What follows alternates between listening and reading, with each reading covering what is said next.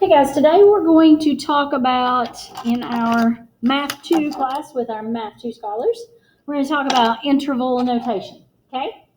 So we are going to look at, in other words, changing something that might look like x is greater than 3.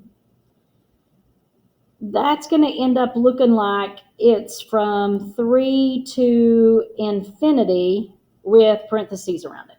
And we'll understand why it's parentheses in just a minute. If I did x is greater than or equal to 3, then the interval notation would be a bracket around the 3 to infinity. We're going to talk about why there's a difference here, okay?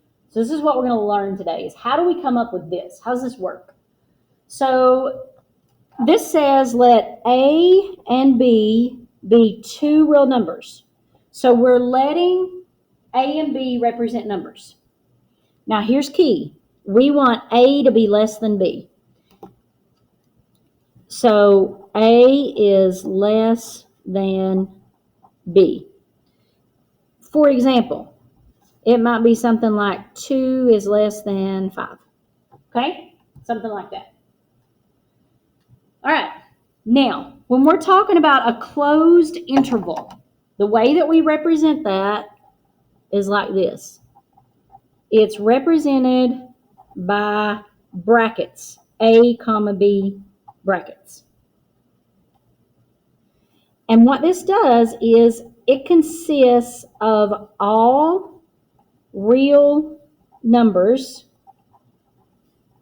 such that, now remember our goal, like I said up here, was to go from this to this. So what would this look like as an inequality? This is inequality notation. This one is interval notation. So inequality, let's write that. These two are inequality notation. These two are interval notation. So we're going from, and let me do these in different colors so I can label them all the way through and you can see them. Let's do that. So let's do inequality in green. And let's do the interval in blue. Okay. All right, so here I've got my interval notation in blue. But in green, what that would look like is A is less than or equal to X is less than or equal to B. So it would look like this. Okay? So in other words, our brackets represent less than or equal to. Brackets represent less than or equal to. It means they are inclusive. It includes the A and the B. They are inclusive. So let's highlight that word. Inclusive. So for example, I might say 1 to 10. Or I might say 1 is less than or equal to X is less than or equal to 10. Those mean the same thing. So I'm going to highlight this one in blue. That is interval notation. And this one in green, that is inequality notation. Okay? That's what we're looking at. So that's a closed interval. If it includes the number, it's closed. Now, what about an open interval? An open interval is represented with parentheses, A, comma, B.